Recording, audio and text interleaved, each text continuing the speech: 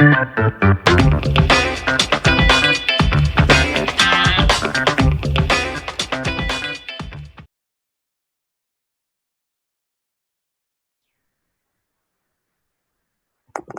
¿qué tal, hermanos? Muy buenas noches. Reciban un saludo especial de sus hermanos de la Iglesia de Cristo en Mexicali. Mi nombre es José Zapata y agradezco muchísimo el hecho de que estés acá con nosotros, siguiendo este taller, esta serie de clases que hablan acerca del discipulado. Hacemos un recuento rápido. En nuestra primera clase hablamos de que el discipulado es una relación. La segunda clase hablamos de que el discipulado es un mandato. En la tercera clase hablamos de discipulado del Padre. La semana pasada discipulado del Hijo y hoy hablaremos acerca de discipulado del Espíritu Santo. Y quiero decirte, el propósito de este sermón no va a ser definir el Espíritu Santo, su obra, así como de una manera amplia o exhaustiva. Tampoco vamos a hablar de la Trinidad y de cómo se relacionan el Padre, el Hijo y el Espíritu. Pero lo que hablaremos en esta noche es de cómo nos relacionamos con Él de manera personal. Es cómo le percibimos en nuestro contexto de vida, cómo trabaja, cómo opera, cómo obra el Espíritu Santo en cada uno de nosotros.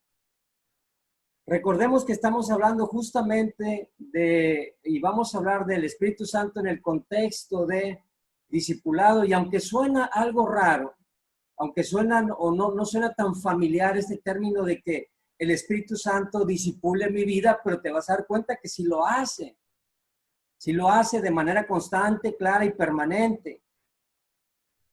Hay un comentario de Jonathan Edwards acerca de la Trinidad que dice lo siguiente, dice: Dios, el Padre, traza la salvación y provee al Salvador. Cristo, el Hijo, lleva a cabo la salvación y paga el precio. El Espíritu Santo confirma y aplica la salvación. Y eso es de lo que hablaremos en este tiempo.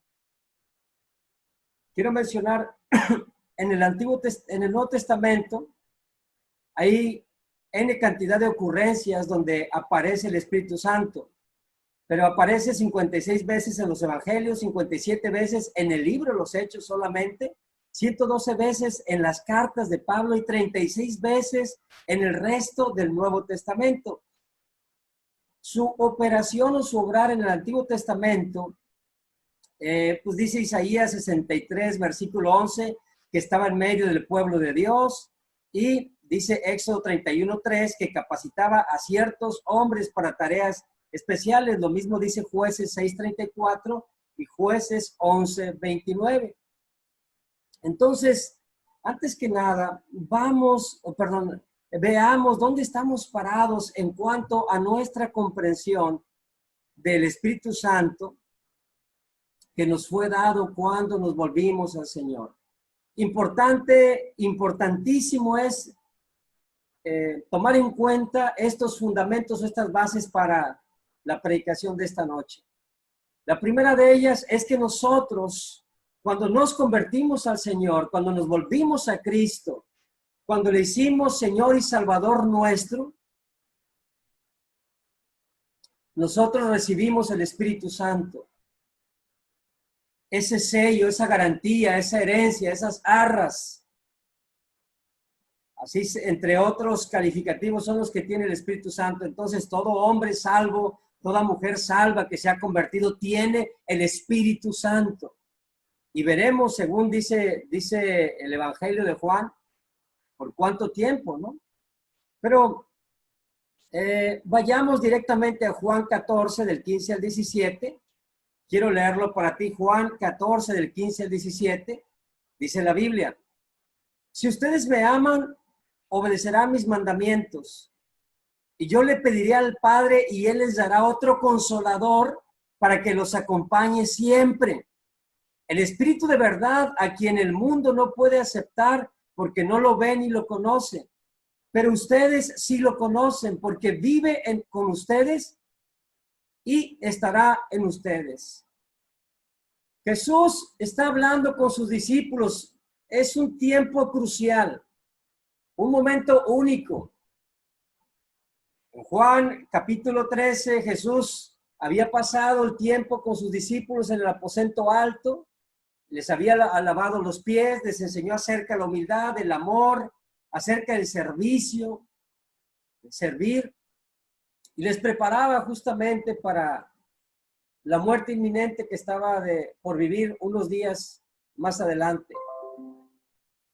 Ahora bien, dice aquí Jesús que Él les enviaría otro consolador para que les acompañe siempre. Les enviaría otro consolador para que les acompañara siempre. Te quiero preguntar, ¿has pensado alguna vez en la importancia de que ese otro consolador es igual a Cristo? Es igual a Él. En este momento quiero que imagines lo que era para los discípulos de Jesús tener a Cristo en físico, tener a un Jesús que podían ver, que podían palpar, a un Jesús del cual podían verle sonreír, verle hacer milagros, verle comer, podían de alguna manera ver sus actitudes, su respuesta, o sea, cómo se comportaba, ¿verdad? Podían tener a su consolador personal ahí cerca. Y definitivamente tener cerca a Cristo te da mucha seguridad, te da mucha confianza, porque si Jesús da una dirección, esa dirección es correcta. O sea, ahí no hay falla porque viene de sus labios. No hay para dónde darle vuelta, es una dirección también directa. O sea, no podríamos mal interpretar lo que Jesús nos dijera en torno a una dirección. Entonces, eso suena increíble, tener a Jesús cerca de nosotros. Nadie podría negar ese beneficio de tenerles guiándoles y capacitándoles en cada paso del camino que los discípulos de Jesús estaban recorriendo.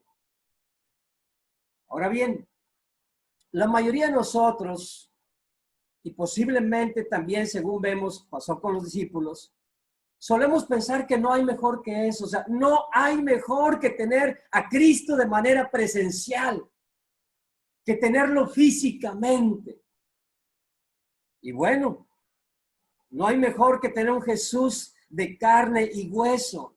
Pero ese mismo Jesús de carne y hueso es el que dice, yo me voy a ir y si no me voy, no puedo enviarles al Consolador, a otro igual que yo. Entonces, quien está diciendo me voy, ustedes se quedan, pero les envío un Consolador, es justamente nuestro Señor Jesús. Pero claro, o sea, al decirnos que va a enviar otro Consolador, nos pone un desafío muy fuerte frente a nosotros.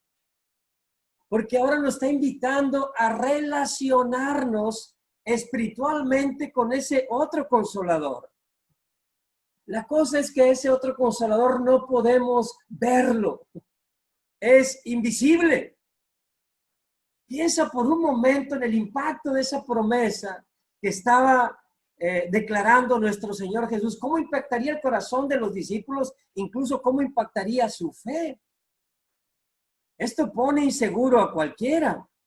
Una nueva relación con alguien que no vemos. Quizá los discípulos ya de una manera hasta tierna, ¿verdad? Y le dirían a Jesús, oye Jesús, mejor quédate tú, hombre. Ya te conocemos, ya no la sabemos, ya hemos caminado juntos casi 3 años. Ya sabemos cómo trabajas. O es más, mira, vamos a hacer una oferta mucho mejor. Quédate tú y que se venga el otro también. Y esto va a ser incluso más poderoso. Si la ayuda que nos diste tú de manera física y presencial ha sido muy grande y este otro es igual que tú en clase, o es igual que tú exactamente en la misma esencia, pues esto sería grandioso. Pero los discípulos no entendían que si Jesús no iba a poder enviar también a ese consolador que les estaba prometiendo.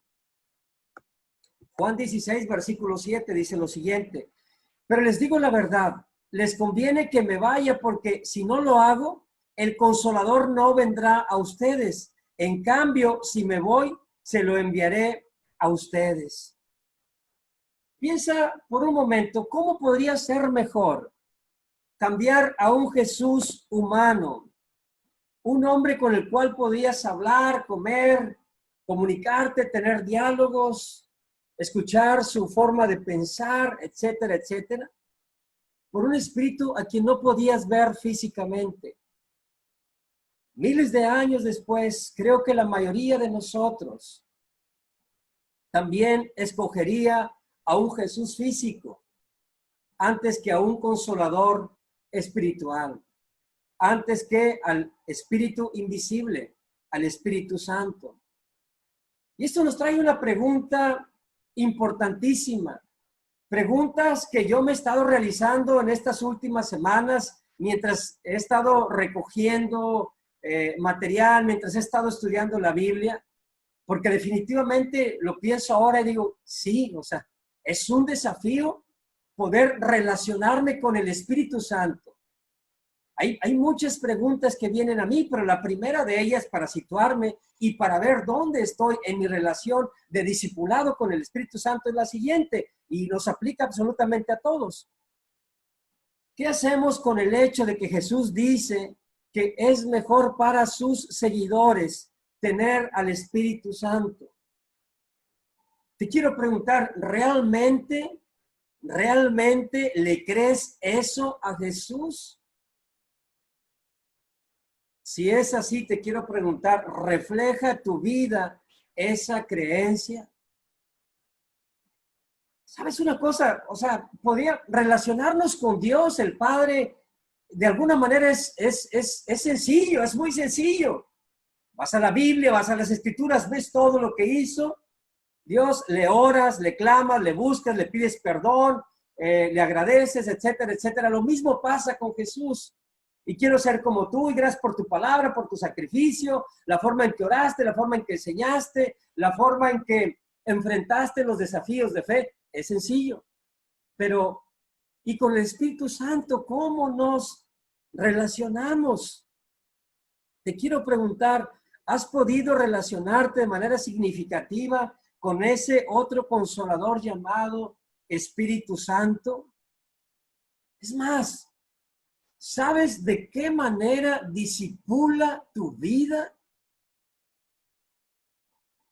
¿Qué tan atento estás a su obra en ti y alrededor de ti? ¿Cómo sabes que estás siendo obediente o desobediente a Él? Hermanos, Cristo ganó la salvación para nosotros. Cristo nos justificó y nos colocó en una posición de santidad. Y somos santos gracias a su santidad, a su sacrificio. Nos son atribuida la justicia de Cristo, nos es atribuida la santidad de Cristo. Posicionalmente somos santos, no lo ganamos, lo ganó Cristo. Pero aunado a ello, cuando fuimos salvados también recibimos el Espíritu Santo. Y el Espíritu Santo nos ayuda a vivir en santidad en el presente. Fuimos salvados en el pasado. El Espíritu Santo nos ayuda a vivir en santidad en el presente, en el día a día. Todo esto con la meta de ser más como Jesús, de honrarle y darle gloria al Padre. No es cosa menor esto que estamos mencionando ahora, porque incluso déjame decirte que hay algunos que piensan que estamos experimentando un ateísmo del Espíritu Santo. Dice un comentario lo siguiente: muchos de los cristianos rechazan, aunque de manera indirecta y quizás inconsciente, la divinidad del Espíritu. Piensan, planean y actúan como si el Espíritu Santo no existiera y no tuviera influencia en sus vidas. Ateísmo del Espíritu Santo. En otras palabras, en términos más prácticos, sería como decir, mira, tenemos al Padre y tenemos al Hijo y nunca le hemos batallado. O sea, en términos prácticos, la hacemos con ellos. Si opera, si trabaja, si hace, si obra, el Espíritu Santo, pues más o menos no hace la diferencia. Incluso, otra vez, de manera indirecta y quizá hasta inconsciente, no creemos que perdemos demasiado. si el Espíritu Santo no influye en nuestras vidas. Y esa es una cuestión muy peligrosa, porque quizá muchos de nosotros nos encontremos ahora ahí, otra vez de forma inconsciente. No decimos que de manera deliberada tú dices, yo no quiero nada con el Espíritu, no lo entiendo, no sé cómo trabaja, sé que lo tengo, sé que me fue dado, porque es un don, es un regalo de Dios, pero de ahí a que sepa yo cómo disipula mi vida, está muy complicado. Tres cosas que quiero mencionarte que hace el Espíritu Santo. Hay N cantidad de cosas, ¿verdad? Y de formas que trabajó al inicio de la iglesia, mientras la iglesia iba siendo establecida y confirmada. Cosas sorprendentes. Pero yo solo quiero mencionar tres que están relacionadas con el discipulado del Espíritu Santo a nuestras vidas. Porque el interés acá es que al final de esta clase, al final de esta predicación, tú tengas, pero muy por encima, que tú terminamos esto y vas y buscas, vas y lees, vas y profundizas. Se despierta en tu corazón un interés por buscar el discipulado del Espíritu Santo. Se despierta en tu corazón un interés de estar abierto, de estar atento, de estar fino para captar cuando Él está trabajando en tu vida. Punto número 1, tres cosas, ¿verdad? La primera de ellas, el Espíritu Santo intercede por nosotros y nos instruye. Juan 14:26 dice, pero el Consolador, el Espíritu Santo, a quien el Padre enviará en mi nombre, les enseñará todas las cosas y les hará recordar todo lo que les he dicho. Enseñará y hará recordar el Consolador. Bueno, ¿qué hace el Consolador? El Consolador, básicamente el sentido de esa palabra, dice aquí un software bíblico, dice, ¿quién es? Es una persona que actúa como vocero, representante de la política, de la política, propósito o causa de alguien más, especialmente ante un juez en un tribunal. O sea, el Espíritu Santo, el Consolador, es un ayudador, es un mediador, es un abogado. Hay una traducción en la Biblia que le traduce justamente como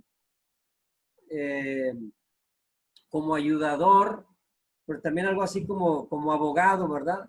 Y se refiere a un asistente legal en un tribunal que defiende el caso de alguien ante el juez. Cuando Jesús estuvo en la tierra, Jesús fue el medio para que los creyentes interactuaran con Dios.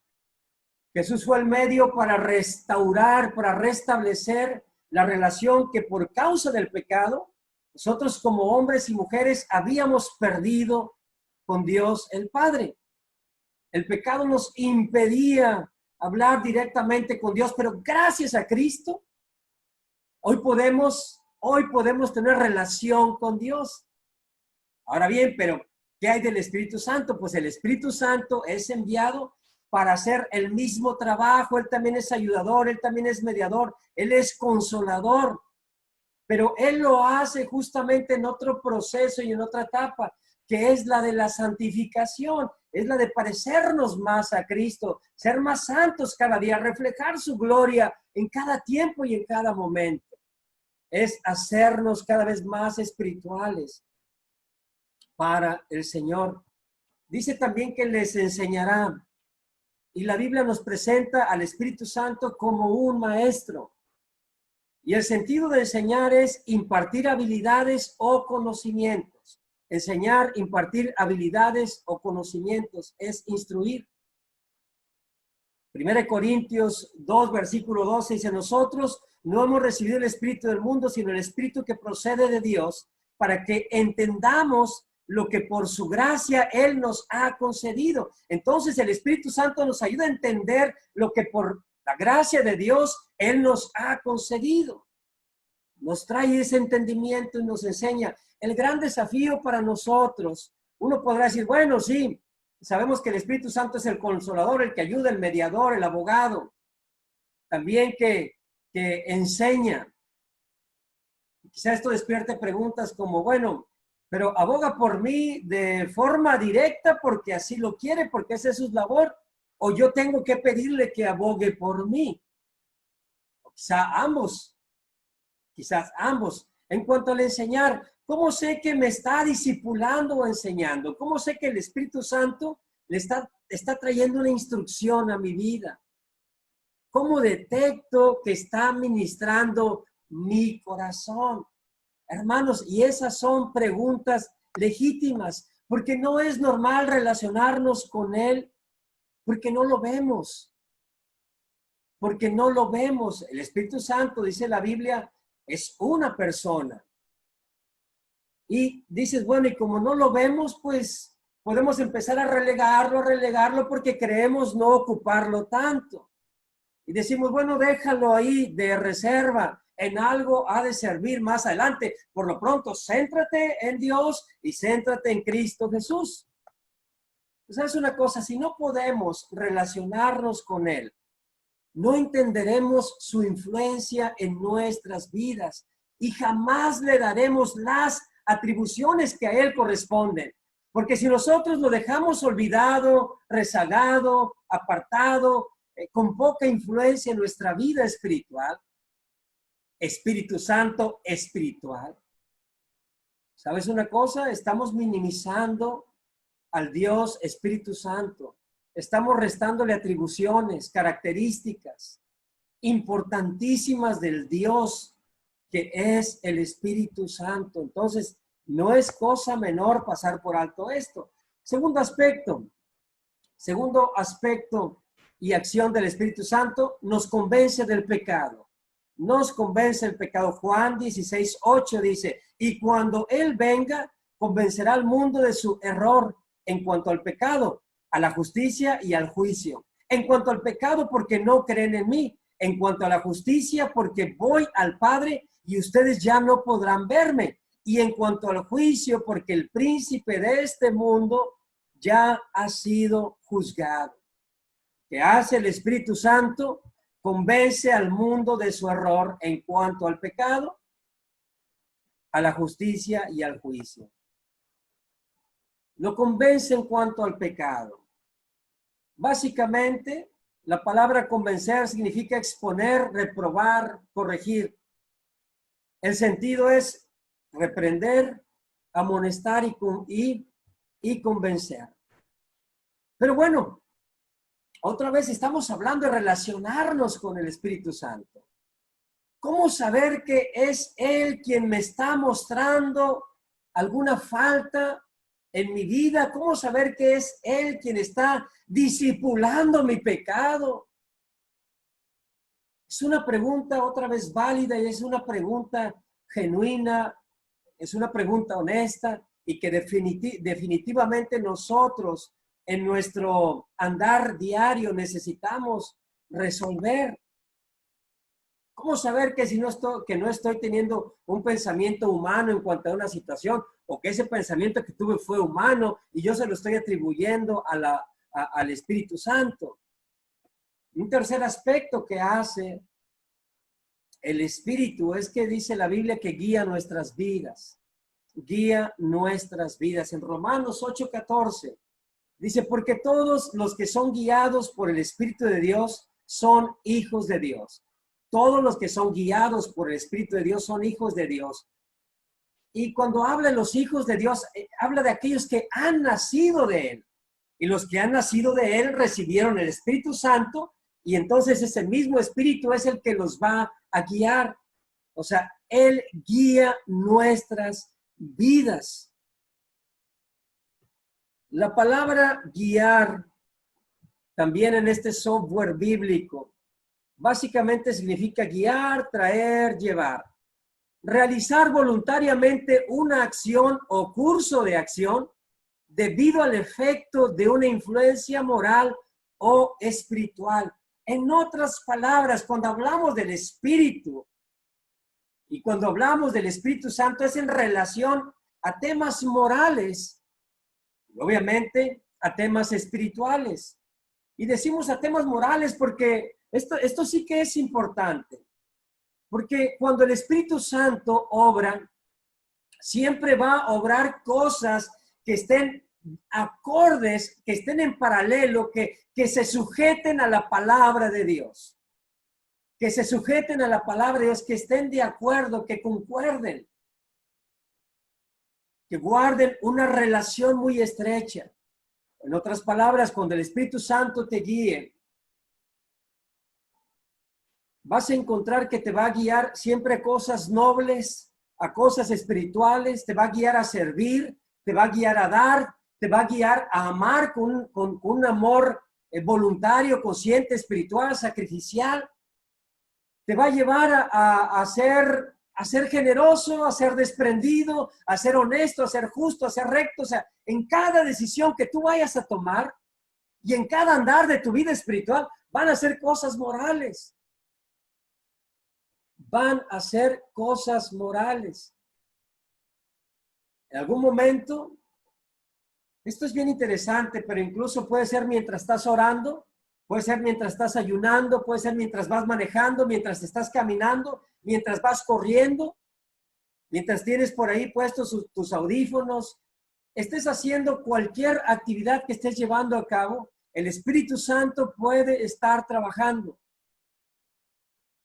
Pero ojo, en cuanto a esto, siempre te va a dirigir y te va a llevar a hacer cosas que son moralmente correctas, a cosas que son moralmente correctas, a cosas que tienen el carácter y que pueden calificarse o tener el distintivo de espirituales. Por ejemplo, si tú estás orando y en tu oración el Espíritu Santo, en tu oración Dios pone en tu mente ciertas personas que no traías planeado orar por ellas. Ora porque el Espíritu Santo te está moviendo, te está llevando, lo está disponiendo. Si tú vas manejando en tu auto, y esto es especial porque escuchaba un testimonio de una hermana hablando de la clase pasada, diciendo del Espíritu, perdón, hablando del discipulado del Padre, hablando del discipulado del Hijo.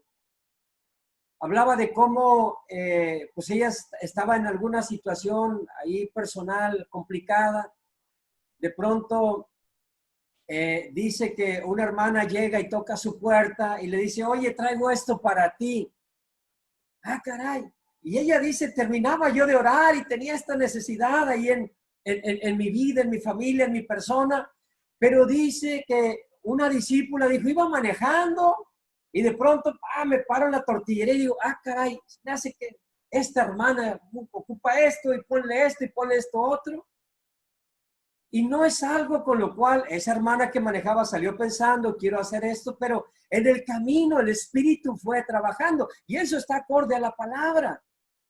Muchas veces el Espíritu de Dios, el Espíritu Santo nos pone personas, situaciones, eventos en nuestra mente y nosotros tenemos de dos, como hablamos ahorita, de aceptarlos, aceptar lo que el Espíritu Santo nos está hablando y darle trámite y obedecer la guía que trae a nuestra vida, obviamente que está acorde a la palabra de Dios, o en su defecto rechazarlo y desobedecerlo.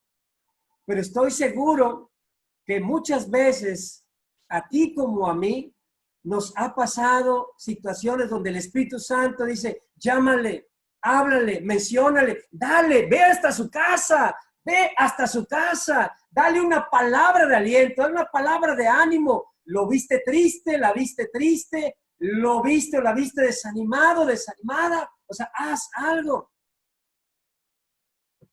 Quizá en vez de llamar a otro hermano o a otra hermana para preguntar por la relación de él o de ella, ¿por qué no? Si el Espíritu Santo ya puso eso en tu corazón, ¿por qué tú no les hablas de manera directa? ¿Por qué tú no les llamas?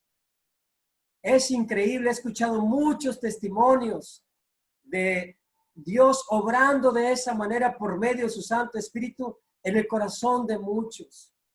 Y que llegaron y que hicieron y que animaron y que inspiraron de una o de otra manera. Yo te quiero preguntar, ¿has recibido la guía del Espíritu Santo? ¿Has recibido de su discipulado en una área en particular en tu vida?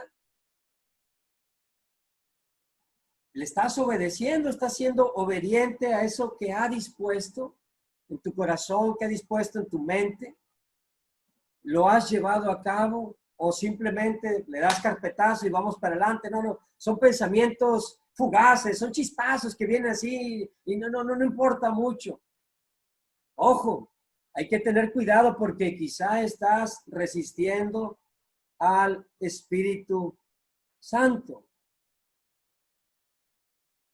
¿Cómo podemos discernir de nuestros propios pensamientos y su guianza?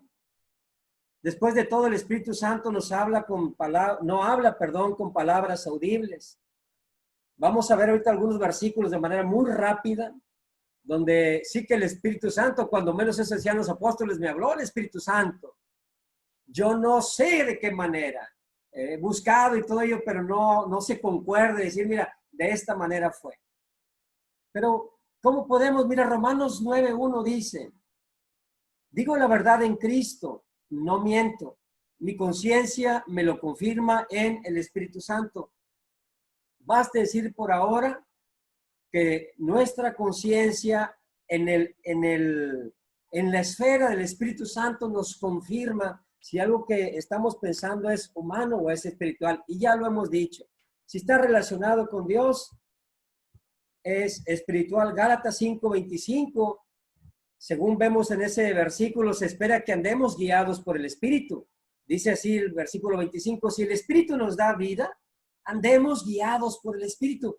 Pues sí que es importantísimo que sea una práctica nuestra, que estemos abiertos, que busquemos ese discipulado, que estemos atentos a lo que el Espíritu Santo quiere decir a nuestras vidas.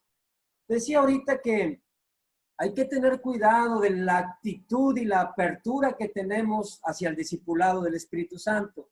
Hechos 5, versículo 9 dice, porque se pusieron de acuerdo para poner a prueba al Espíritu del Señor.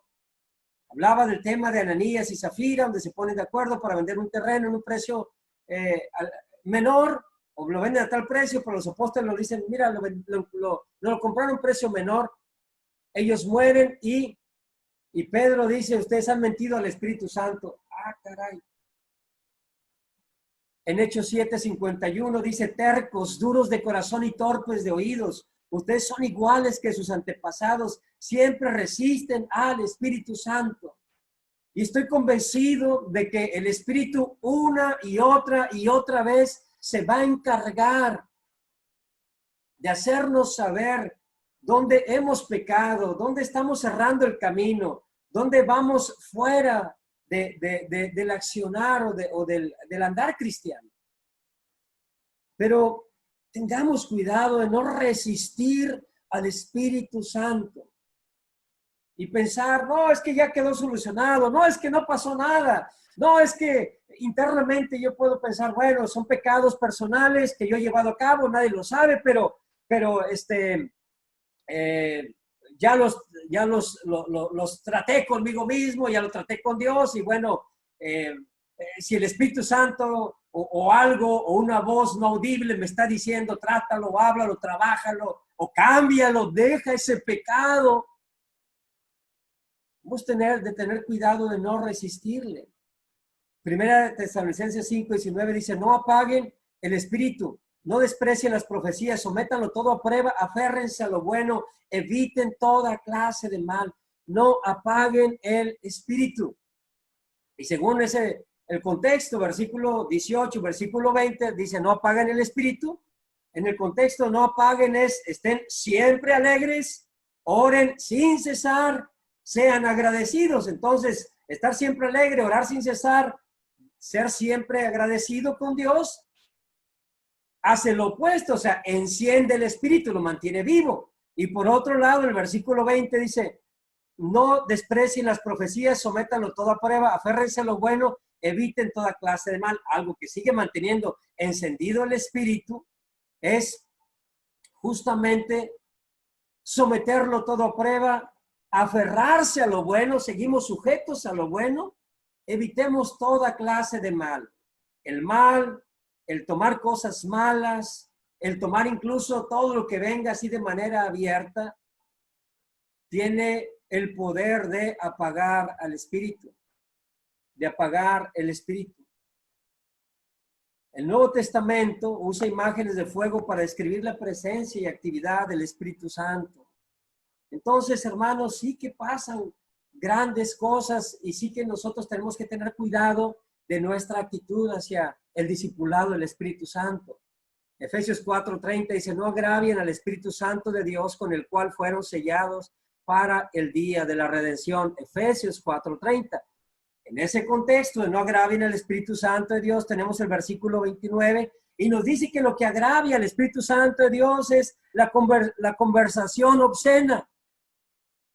Lo que no lo agravia son palabras que contribuyen a la necesaria edificación y que son de bendición para otros. ¿Qué otras cosas agravian al Espíritu Santo? Dice el versículo 31, la amargura, la ira, el enojo, los gritos, las calumnias y toda forma de malicia. Algo que no lo agravia tampoco es, dice ahí, más bien sean bondadosos, compasivos unos con otros, perdónense mutuamente, así como Dios los perdonó a ustedes en Cristo. Hermanos, ¿qué tal que te has resistido al Espíritu Santo y no lo tomas en cuenta? Y solo reconoces tu oposición a Dios y a Jesús. ¿Qué tal que te has apagado, que has apagado y mitigado al Espíritu y no lo tomas en cuenta? Solo reconoces que tu relación con Dios se ha enfriado, solo reconoces que se está extinguiendo tu relación con Cristo, con las Escrituras, pero no has pensado en que estás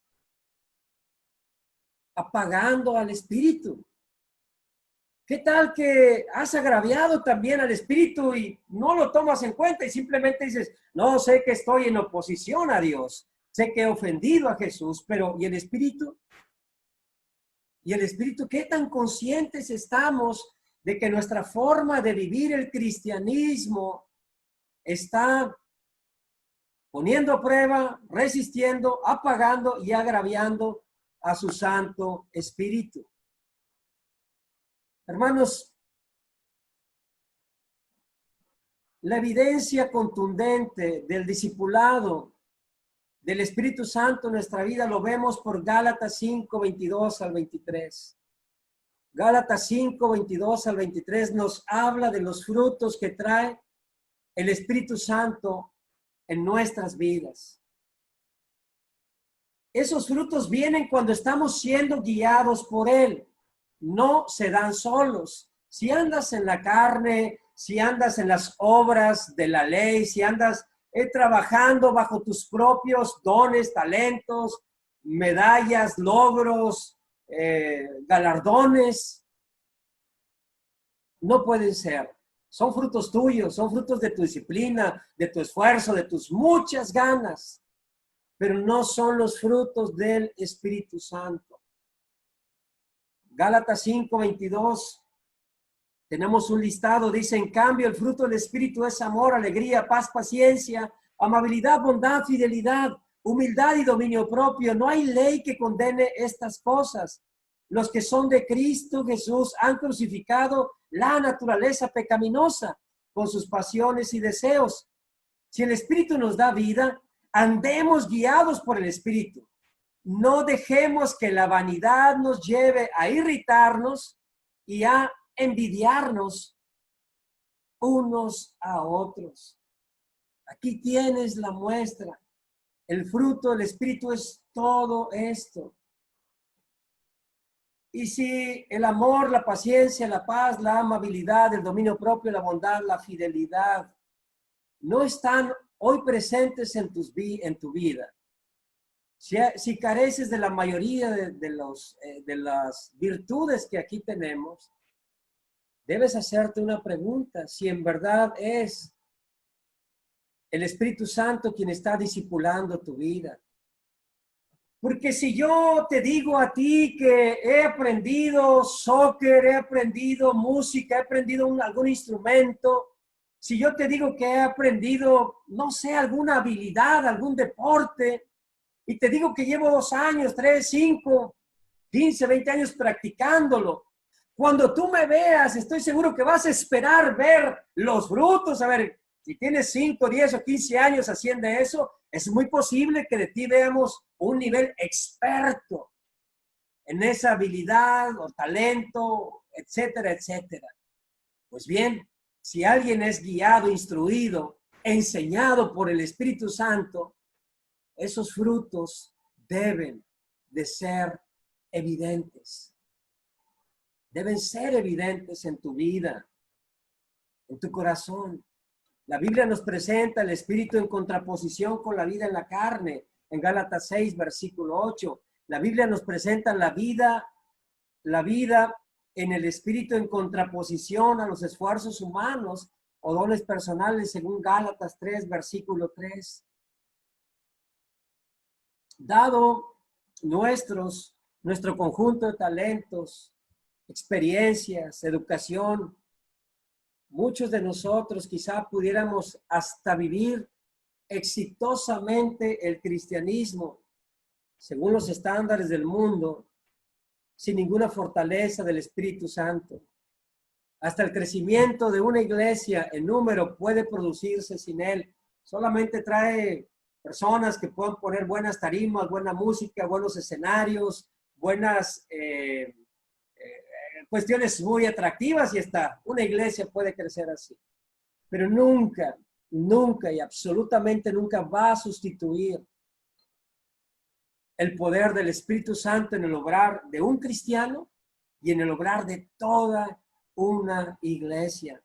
Permite que el Espíritu Santo trabaje en ti. Y para terminar, ¿cómo podemos saber? Una manera de saber que la dirección que nos está dando el Espíritu Santo es cuando nosotros la comparamos, lo corroboramos o lo llevamos a la luz de la Escritura. Otra vez, siempre va a ser moralmente bueno y obviamente va a ser espiritual, porque lo hacemos para Dios, lo hacemos para honrarlo, para glorificarlo. No estamos dependiendo de nuestros dones o talentos, estamos dejando todo el control a lo que el Espíritu Santo puede hacer en nosotros. Pero mira, sin Dios, todos los pensamientos que tenemos son humanos. Con Dios, aparte de esos pensamientos humanos, una vez que tenemos el Espíritu Santo, tenemos también, porque poseemos el Espíritu Santo, discernimiento espiritual. Ahora tenemos una comprensión sobrenatural. Ahora tenemos un discernimiento que no es propio de nosotros, que no lo puede tener alguien que anda en la carne o alguien que no conoce de Dios. Hoy tenemos un discernimiento espiritual. Decía ahorita Romanos 9, versículo 1 dice: digo la verdad en Cristo, no miento. Mi conciencia me lo confirma en el Espíritu Santo. Mi conciencia me lo confirma en el Espíritu Santo. Hermanos, nuestros pensamientos ahora no son los pensamientos de la persona natural. Y, claro, la persona natural, la persona sin Cristo, tiene gracia también, de esa gracia que es universal. Es una gracia para todos. Hay buenas ideas, buenas propuestas, buenos proyectos, pues, pero nunca mejores que los que en Cristo nosotros podemos discernir. Pero los hay. Bueno, el pensamiento humano es superado, y nosotros, gracias al Espíritu Santo, tenemos ahora un pensamiento espiritual. Y cuando discernimos en la esfera del Espíritu Santo, ponle una palomita, está todo confirmado. Está todo confirmado. lo que Él te guía, lo que Él te pide, lo que Él te enseña, lo que está discipulando en tu vida, es acorde a la palabra, dale para adelante. No te detengas. Mira cuántas cosas hizo el Espíritu Santo y aquí terminamos en Hechos y no las puse todas, pero me sorprende muchísimo y me generan también muchos interrogantes.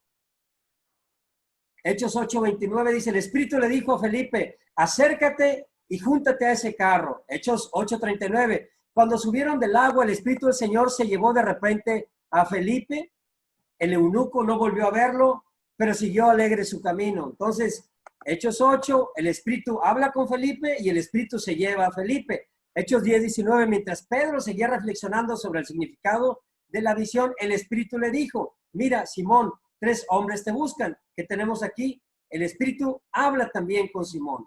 Hechos 11:12, el Espíritu me dijo que fuera con ellos sin dudar. Nuevamente habla el Espíritu. Hechos 13:2, mientras ayunaban y participaban en el culto al Señor, el Espíritu Santo dijo, otra vez, el Espíritu Santo habló. Me parece muy interesante esta parte porque sucede en un contexto de ayuno, en un contexto de estar reverenciando, de estar levantando, adorando al Señor.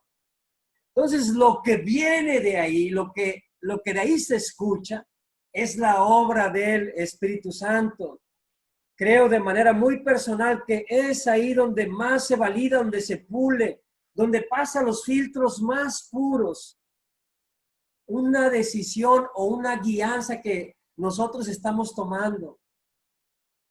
Contexto de ayuno y contexto de oración, contexto de estar reverenciando al Padre. ¿Y qué hace aquí el Espíritu? Habla y aparta. Dice, quiero a Bernabé y a Saulo por el trabajo que los he llamado. Él tiene un trabajo, él tiene una misión, él tiene un llamado también. Muchas de las cosas que hace el Padre y muchas de las cosas que hace el Hijo.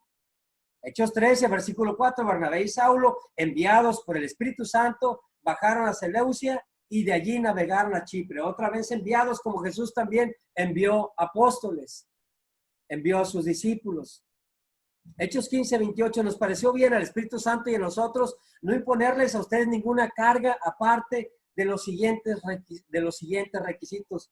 ¿Qué tenemos aquí? Nos pareció bien al Espíritu Santo y a nosotros.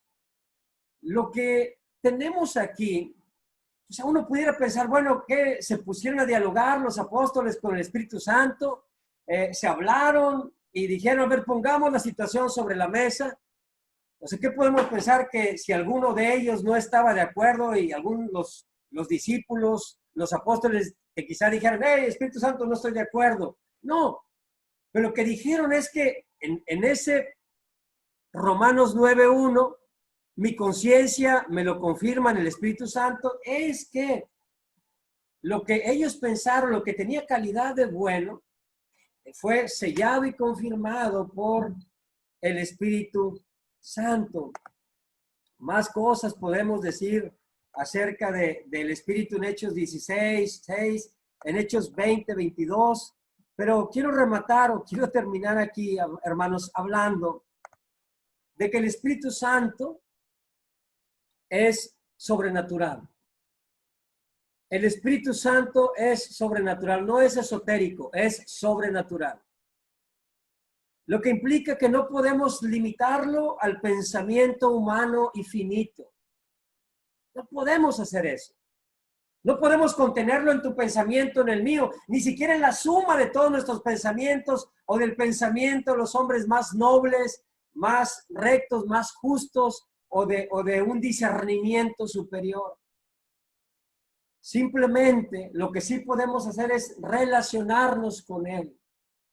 Lo que sí podemos es esperar una ayuda sobrenatural, algo que nos supera, algo que nos queda o que es muy grande, ¿verdad? Que trae una gran ayuda para nosotros.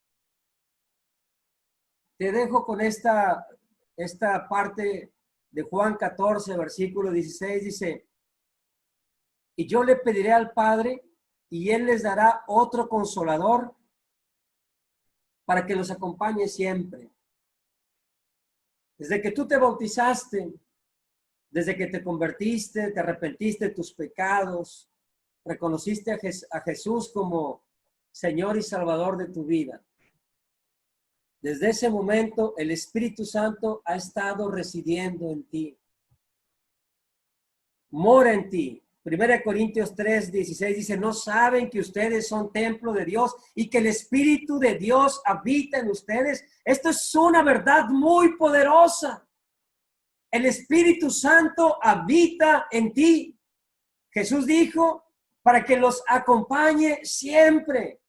Ahí ha estado, en todo tiempo, en todo momento. Ahí ha estado, ha enseñado, ha corregido, ha guiado, ha mostrado, ha expuesto tu pecado y mi pecado. Nos ha hablado de manera contundente, de manera continua, seguida, en todo tiempo. La pregunta final para cada uno de nosotros es que nos vamos a mantener, como decíamos al inicio, en ese ateísmo del Espíritu Santo, porque sabes una cosa, ahora ya no estamos inconscientes, como decía por ahí, de que muchos de los cristianos rechazan, aunque de manera indirecta o quizá inconsciente, la divinidad del Espíritu Santo. Hoy ya no estamos inconscientes. Hoy ya no podemos decir, bueno, es que esto pasó pues de manera indirecta, la verdad no me había dado cuenta, no fui persuadido a... O vamos a ser hombres y mujeres que buscan el discipulado del Espíritu Santo en sus vidas y en cada decisión que van tomando en el día a día. Te dejo con un comentario final de Francis Chan en su libro El Dios Olvidado. Dice, desde mi perspectiva, el Espíritu Santo es trágicamente abandonado y, para todo propósito práctico, olvidado. Aunque ningún evangélico negaría su existencia. Estoy dispuesto a apostar a que hay millones de asistentes a las iglesias en todo lugar que no pueden decir con confianza que han experimentado su presencia o su acción en sus vidas en este año anterior. Y muchos de ellos no creen que pueden experimentarla. Habiendo hablado esto, hermanos, espero que en tu corazón inicies una relación intencional de discipulado con el Espíritu Santo. Espero que propicies un vínculo, una correspondencia con ese Santo Espíritu. Muchísimas gracias a todos y que a Dios sea todo el honor.